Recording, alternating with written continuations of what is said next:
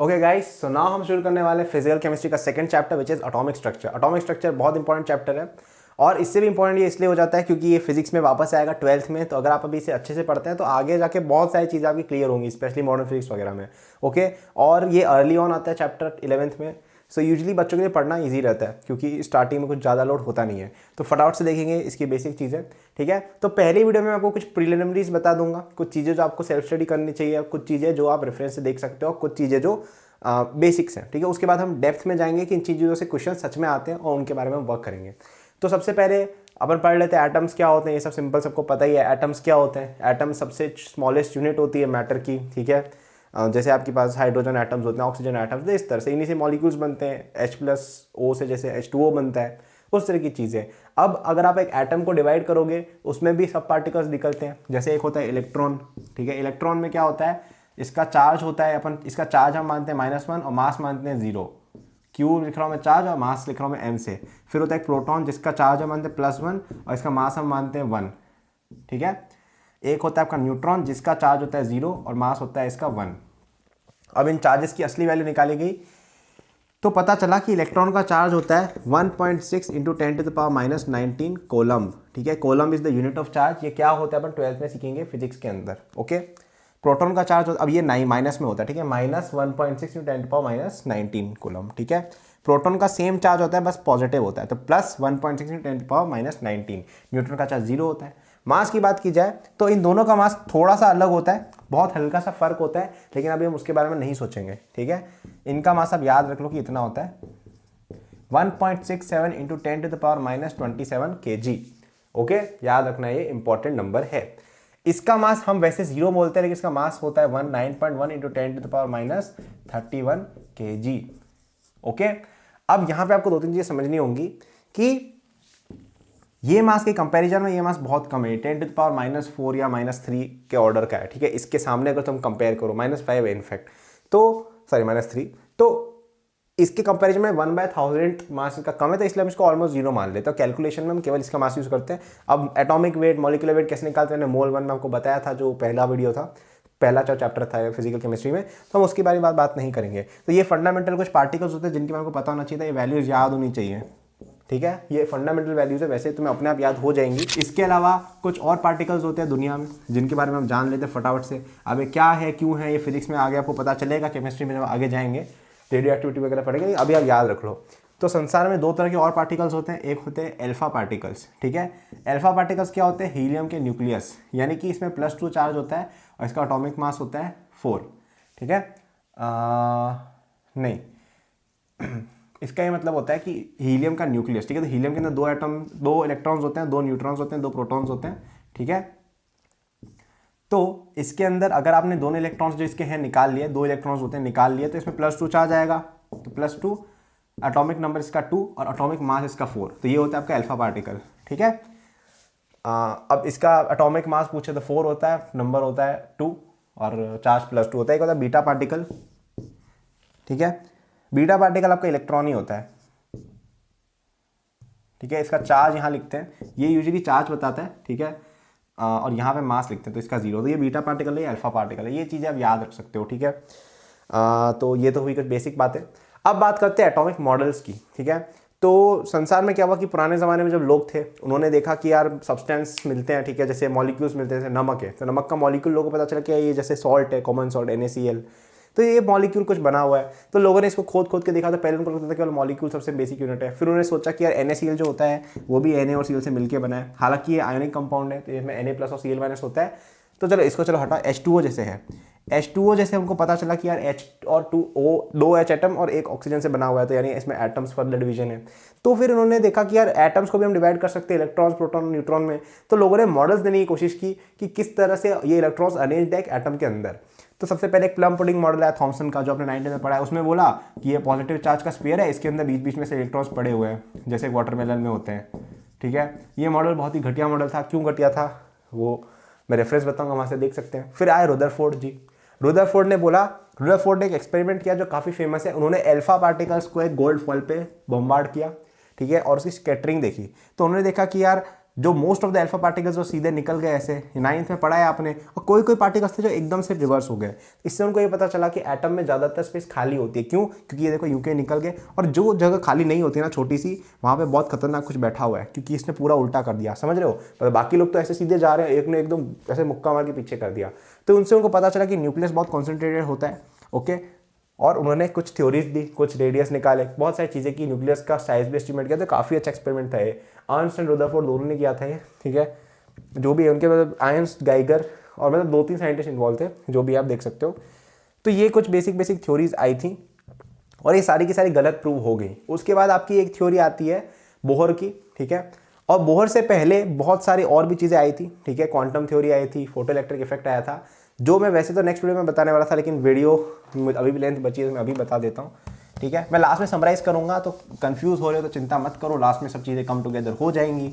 अभी तक मैंने आपको क्या बताया, वापस से बताता हूँ। मैंने बताया एटम क्या होता है, एटम का फर्दर रिवीजन करने पर क्या होता है। मैंने आपको कुछ बेसिक पार्टिकल्स के बारे में बताया, प्रोटॉन क्या होता है, इलेक्ट्रॉन क्या होता है, न्यूट्रॉन क्या होता है। फिर मैंने आपको कुछ मॉडल्स बताया कि एटम को रिप्रेजेंट करने के क्या क्या तरीके हो सकते हैं। तो पहले प्लम पुडिंग मॉडल आया, फालतू था। रदरफोर्ड का मॉडल आया, अच्छा था लेकिन फालतू, वो भी निकला। फिर क्वांटम मैकेनिक्स में कुछ डेवलपमेंट्स हुए जिनसे ये रदरफोर्ड मॉडल वगैरह रिफ्यूट हो गए, ठीक है। तो क्वांटम मैकेनिक्स के बारे में हम बहुत ज़्यादा डिटेल में नहीं जाएंगे, क्योंकि एक बहुत बड़ी फील्ड है, ठीक है। कॉलेज में जब जाओगे तो पढ़ोगे आराम से, हमने भी पढ़ा था कॉलेज में। तो आप ये देखो कि आपके पास जैसे कोई एटम है, ठीक है, तो यहाँ पे हमने 2-3 चीज़ें देखी। एक तो लाइट जो होती है ना, उसका वेव नेचर, पहली बात इसकी करते हैं। तो लाइट जो होती है उसको कुछ लोग वेव मानते हैं, ठीक है। तो ये अगर आपकी लाइट है, इसकी कुछ फ्रीक्वेंसी अगर न्यू है, इसकी वेवलेंथ अगर लैम्डा है, वेवलेंथ क्या होती है, यहाँ से का डिस्टेंस, फ्रीक्वेंसी क्या होती है, कितनी तेजी से ये ऑसिलेट कर रहा है। अब ये जिस बच्चे ने वेव नहीं पढ़ रखा है उसको समझ में नहीं आएगा, तो मैं रिकमेंड ये करूंगा कि तुम लोग पहले फिजिक्स के अंदर वेव पढ़ लो, उसके बाद यहाँ पे वापस आओ अगर तुम्हें समझ में नहीं आए।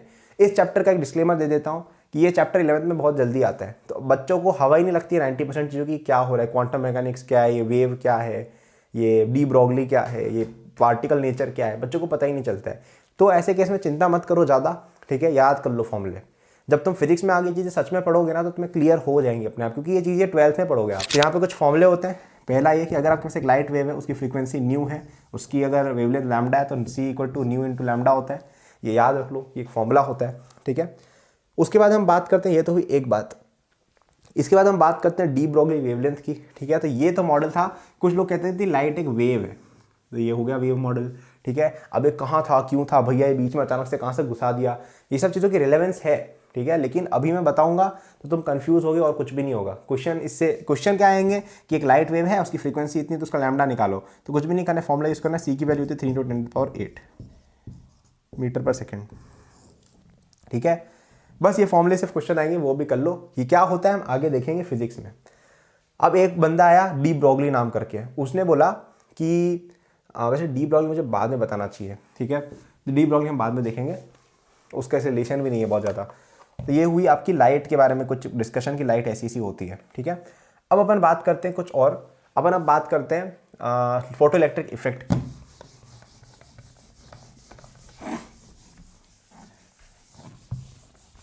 तो ये जो मैं बता रहा हूँ इलेक्ट्रोमैग्नेटिक स्पेक्ट्रम वगैरह की बातें, ठीक है, इनका मैं रेफरेंस दूंगा, जहाँ से तुम पढ़ सकते हो अच्छे से।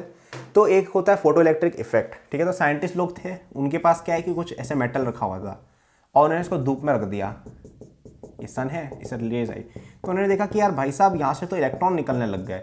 मतलब गलती से एक मेटल था, सोडियम मेटल या जो भी है, उसको उन्होंने धूप में रख दिया, तो इससे इलेक्ट्रॉन बाहर निकलने लग गए। तो साइंटिस्ट लोगों ने खुदाई करके देखा कि यार ये क्या है चक्कर, तो उनको पता चला, आइंस्टाइन ने इसकी थ्योरी दी, बोला कि इसको फोटो इलेक्ट्रिक इफेक्ट कहते हैं। भाई क्या हम पढ़ते हैं, तो इन्होंने बोला कि तुम्हारे अगर यहाँ से लाइट के पार्टिकल्स आ रहे हैं, ठीक है, तो अब लाइट को कुछ लोग वेव मानते थे, कुछ लोग पार्टिकल मानते थे, और ये बहुत बड़ी एक डिस्कशन हो रही थी समाज में कि यार लाइट वेव है या पार्टिकल है, ठीक है। तो मैंने तुम्हें थोड़ी देर पहले बताया ना कि C = न्यू × लैम्डा, तो वो था आपका वेव नेचर, और वो भी प्रूफ किया गया है लोगों द्वारा, ठीक है। लेकिन फिर आइंस्टाइन ने बोला कि यार ऐसा भी हो रहा है, ठीक है। तो ये एक ऐसा फिनोमेनन है जिसको आप वेव मॉडल ऑफ लाइट से एक्सप्लेन नहीं कर सकते हो। अब वो क्यों नहीं होता है वो हम पढ़ेंगे 12th के अंदर, ठीक है। तो अभी हम बस इतना देखने वाले हैं कि यार हमारे पास एक ऐसा फिनोमेनन है जो आपका वेव मॉडल एक्सप्लेन नहीं करता है, और उसको हम देखने वाले हैं। तो आइंस्टाइन ने बोला कि ये वेव अगर आपका जो इलेक्ट्रॉन है ना, अगर उन्होंने बोला कि अगर ये लाइट की फ्रीक्वेंसी अगर न्यू है, तो जो लाइट के पार्टिकल्स आ रहे हैं उनकी एनर्जी होती है h इंटू न्यू, ठीक है। h क्या होता है? Planck's constant. अभी प्लैंक्स कांस्टेंट क्या होता है? 6.626 इंटू 10⁻34। यूनिट क्या होता है अभी मत जानो, उसमें तुम्हारी भलाई है। फिर भी जानना हो तो जूल पर सेकेंड इसका यूनिट तुम कह सकते हो, जो भी है जूल मतलब निकाल सकते हैं, बट अभी याद मत रखो क्योंकि तुम्हारा दिमाग खराब हो गया। ऐसा यूनिट है, इतना याद रख लो, ओके। अब हम बात करने वाले हैं कि आइंस्टाइन ने क्या बोला, ठीक है। तो आइंस्टाइन ने ये बोला कि अगर आपके पास यहाँ पे कुछ फोटॉन्स ऐसे नीचे आ रहे हैं, ठीक है, और उनकी एनर्जी उन्होंने कैलकुलेट कर दी ऐसे, तो उन्होंने बोला कि इसके फोटो इलेक्ट्रॉन एमिशन की इक्वेशन कुछ ऐसी होगी।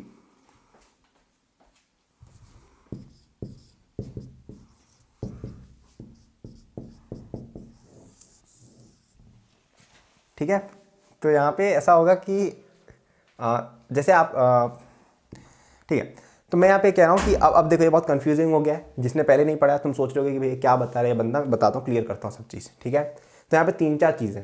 पहली बात, ये हम क्यों कर रहे हैं? क्योंकि हमें ये प्रूव करना है कि लाइट एक पार्टिकल की तरह भी बिहेव करती है, ठीक है। क्योंकि आइंस्टाइन को एक एविडेंस मिला इस फेनोमेनन के थ्रू कि लाइट पार्टिकल नेचर भी रखती है। और हमने थोड़ी देर पहले बताया था कि लाइट तो वेव है, मैंने बताया था ना थोड़ी देर पहले कि आपका C equal to nu into lambda, ये वेव की इक्वेशन होती है।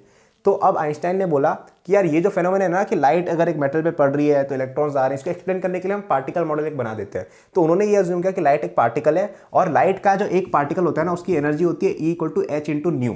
अभी h क्या होता है? h एक कांस्टेंट होता है जिसको कहते हैं प्लैंक्स कांस्टेंट, और इसकी वैल्यू होती है 6.626 इंटू 10⁻34। न्यू क्या होता है? फ्रीक्वेंसी ऑफ द लाइट, ठीक है। तो उन्होंने बोला कि अगर तुम न्यू फ्रीक्वेंसी की लाइट अगर डाल रहे हो और अगर आपका जो फोटो इलेक्ट्रिक एमिशन है वो कुछ इस तरह से डिफाइंड होगा कि h nu equal to phi plus kinetic energy of the release electron. अब ये फाई क्या है? Phi is a constant for every metal, ठीक है। इसको कहा जाता है वर्क फंक्शन, ठीक है। तो इन्होंने ये बोला कि जैसे तुम्हारी अगर एनर्जी है वो लेट से 10 इलेक्ट्रॉन वोल्ट है और तुम्हारा ये जो वर्क फंक्शन है वो मान लो 4 इलेक्ट्रॉन वोल्ट है, तो इसका ये मतलब है कि अगर तुमने एक ऐसा फोटोन, ठीक है, photon is basically a particle of light, अगर तुमने एक फोटोन 10 इलेक्ट्रॉन वोल्ट का इस मेटल पे डाला तो 4 इलेक्ट्रॉन वोल्ट तो एब्जॉर्ब हो जाएंगे इस मेटल में ही जो इसका फाई होता है, और 6 इलेक्ट्रॉन वोल्ट जो बचेंगे वो आपके बाहर निकल जाएंगे इस इलेक्ट्रॉन की काइनेटिक एनर्जी में, ठीक है। बस ये बोला इन्होंने। तो इस तरह के क्वेश्चंस कभी कभी आएंगे कि आपका एक इलेक्ट्रॉन है उसकी फ्रीक्वेंसी इतनी दे रखी है, मतलब आपका एक लाइट है जिसकी फ्रीक्वेंसी इतनी है, ठीक है, जैसे 400 nm है, तो आप क्या करोगे? एच इंटू न्यू करके निकाल लोगे कि उसकी एनर्जी कितनी है इलेक्ट्रॉन वोल्ट्स के अंदर, ठीक है, हमने निकाल ली। अब सॉरी जो मैंने बताया न्यू, अब न्यू को क्या होता है? C बाय लैम्डा, तो कई बार एच सी बाय लैम्डा से भी निकल जाता है ये, ठीक है। लैम्डा अगर बता रखा हो तो एच सी बाय लैम्डा से निकालना है, फिर यहाँ पे डाल दो। वो फायदे दे रखा होगा कि वर्क फंक्शन की वैल्यू कितनी है, 4 इलेक्ट्रॉन वोल्ट है, तो तुम निकाल लो और के आ जाएगी। अब के क्या होती है आपकी? Half mv²। इलेक्ट्रॉन का मास मैंने बताया था 9.1 इंटू 10⁻31, डाल के v निकाल लो, पूछेंगे इलेक्ट्रॉन की वेलोसिटी कितनी है। अब कभी कभी क्या होता है, ये फाई नहीं देते हैं, ये देते हैं आपको थ्रेश होल्ड फ्रीक्वेंसी। तो फाई को कभी कभी लोग ऐसे लिख देते हैं, phi equal to h into nu naught, ठीक है। न्यू नॉट बेसिकली कुछ भी नहीं होता है, फाई डिवाइड बाई एच है। तो अगर तुम्हारे जैसे मेटल है उसकी इलेक्ट्रॉन, उसकी अगर जैसे वर्क फंक्शन 4 इलेक्ट्रॉन वोल्ट है, तो अगर तुम उसको एच से डिवाइड कर दो तो वो जो वैल्यू आएगी वो एक सर्टेन फ्रीक्वेंसी आएगी, ठीक है। उस फ्रीक्वेंसी को थ्रेशोल्ड फ्रीक्वेंसी कह देते हैं। तो बेसिकली दोनों एक ही चीज़ है। अगर एच से मल्टीप्लाई कर रखा हो तो वर्क फंक्शन बोल देते हैं, अगर नहीं कर रखा हो तो थ्रेशोल्ड फ्रीक्वेंसी कह सकते हैं। थ्रेशोल्ड फ्रीक्वेंसी को तुम ऐसे भी समझ सकते हो कि अगर h nu equal to h, जैसे तुम इसकी वैल्यू एच न्यू नॉट रख दो तो यहाँ पे फाई है। अब फाई जो होता है वो आपका कितना हो जाएगा? तो ये दोनों कैंसिल हो जाएंगे क्योंकि एग्जैक्टली इतना ही है ये, तो के ही 0 हो जाएगी। तो new not is the minimum frequency needed for electron emission, okay. तो ये आपका फोटो इलेक्ट्रिक इफेक्ट है, ठीक है। बहुत कन्वोल्यूटेड हो गया, मुझे समझ में आ रहा है, ठीक है। तो मैं एक बार और सिंप्लीफाई करने की कोशिश करता हूँ। तो पहले समाज में क्या था, लोग समझते हैं लाइट एक वेव है, ठीक है, और वेव गवर्न कैसे होती थी? C equal to lambda into nu से। तो ये चलो ठीक थी, उससे बहुत सारे फेनोमेनन एक्सप्लेन हो रहे थे लाइट के, कि लाइट रिफ्लेक्ट क्यों होती है, रिफ्रैक्ट क्यों होती है, इंटरफेरेंस क्यों होती है, डिफ्रैक्शन क्यों होती है, पोलराइजेशन क्यों होती है, सब एक्सप्लेन हो रहा था। फिर यार एक फेनोमेनन पता चला, photo electric effect. Photo electric effect क्या होता है कि अगर आपके पास कुछ सर्टेन मेटल्स हैं, उन पे अगर आप एक सर्टेन फ्रीक्वेंसी की लाइट अगर डालते हो तो उसमें इलेक्ट्रॉन एमिशन होने लग जाता है। तो इसको वेव मॉडल से एक्सप्लेन किया ही नहीं जा सका। तो आइंस्टाइन आए, आइंस्टाइन ने बोला कि भाई मेरे पास एक वेव मॉडल नहीं, मेरे पास एक पार्टिकल मॉडल है। मैं मानूंगा कि लाइट पार्टिकल है और एक पार्टिकल को हम कहेंगे फोटोन। उस फोटोन की एनर्जी होगी एच इंटू न्यू के बराबर, ठीक है, या h into c by lambda. और सी बाय लैम्डा कहाँ से आया? क्योंकि nu equal to c by lambda था फ्रॉम वेव मॉडल, ओके। तो उन्होंने इस तरह से एनर्जी लिख दी कि एक फोटोन की एनर्जी इतनी है।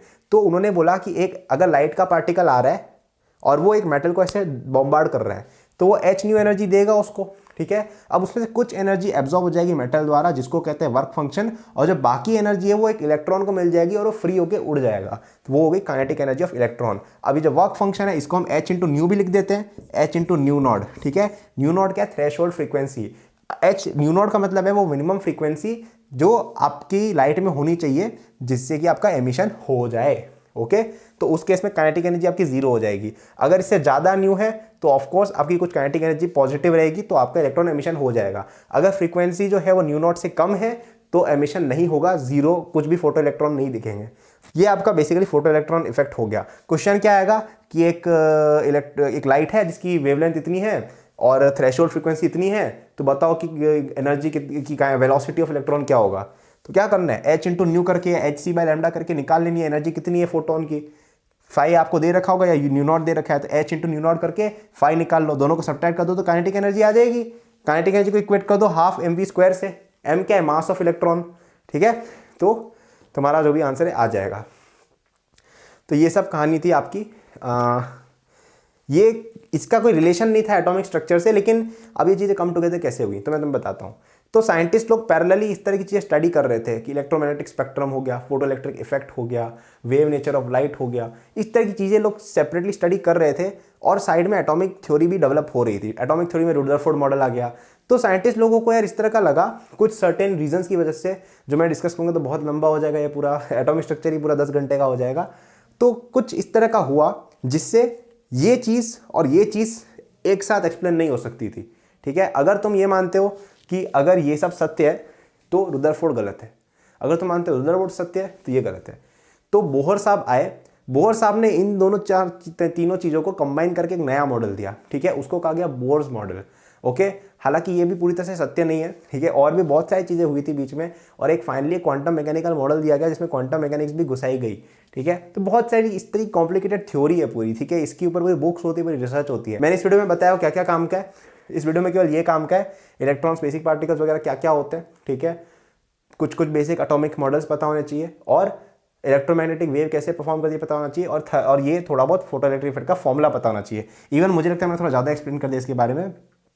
तो अब ये सब चीज़ों के बारे में थ्योरी बहुत इंपॉर्टेंट होती है। तो मैं कहूँगा NCERT 11th की जो है उसमें एटॉमिक स्ट्रक्चर वाला जो चैप्टर है, जो आई थिंक चैप्टर नंबर 2 है, उसको पूरा चाट लो, ठीक है। पूरा अच्छे से याद कर लो। ये वाले जो सेक्शन है ना, फोटो इलेक्ट्रिक इफेक्ट है, आपका मॉडल्स ऑफ एटॉमिक स्ट्रक्चर है, इनके अंदर बहुत अच्छी थ्योरी दी हुई है, ठीक है। रुदरफोर्ड मॉडल हो गया, उसके बारे में बहुत अच्छी थ्योरी दी हुई है, और प्लम पुडिंग मॉडल के बारे में भी थ्योरी दी गई है, फोटो इलेक्ट्रिक इफेक्ट के बारे में थ्योरी दी गई है। इवन कुछ और चीज़ें, ब्लैक बॉडी रेडिएशन हो गया, इलेक्ट्रोमैग्नेटिक स्पेक्ट्रम, इनके बारे में बहुत अच्छी चीज़ें लिखी हुई हैं।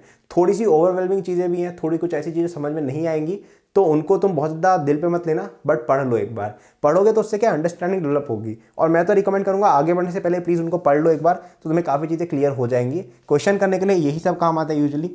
तो ये तो था आपका बेसिक चीज़ें कुछ।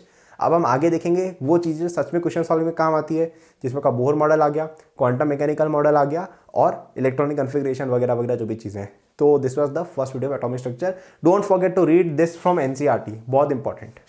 Thank you for watching this video till the end. I am sure that you enjoyed it. यदि आप अपनी पूरी जेई प्रिपरेशन मेरे साथ करना चाहते हैं तो आपको डिस्क्रिप्शन में मेरे जेई के फुल कोर्स का लिंक मिल जाएगा। इस कोर्स में आपको जो यूट्यूब पे मेरे लेक्चर्स और प्रॉब्लम सॉल्विंग के वीडियोस मिलते हैं उसके कंपेयर में बहुत ज़्यादा कंटेंट है, एंड आपको यहाँ पे प्रैक्टिस शीट पे सोल्यूशन, टेस्ट सीरीज पे सोल्यूशन भी मिलती है। It's a complete solution, you can rely on it. आप यदि किसी कोचिंग जाते हैं या अगर आप सेल्फ स्टडी करते हैं, in both cases it will be very useful, so do check it out, okay. इसके अलावा मेरे जेई के फ्री नोट्स भी डिस्क्रिप्शन में लिंक्ड हैं, एंड डिस्क्रिप्शन में और भी मैंने बहुत सारे रिसोर्सेज फॉर स्टूडेंट्स डाले हुए हैं, जैसे the books that I recommend, my social media and my newsletter in case you want more content, और if you want to approach me with any doubts और सजेशन। नोट्स हैं NEET के students के लिए, college students के लिए, startup enthusiast के लिए भी, ओलंपियाड एंथुसियास्ट के लिए भी कोर्सेज हैं। तो चेक जरूर कर लीजिएगा डिस्क्रिप्शन, आपको काफ़ी यूजफुल रिसोर्सेज वहाँ मिलेंगे। Thank for watching, like subscribe कर लीजिएगा for more such videos. Good luck.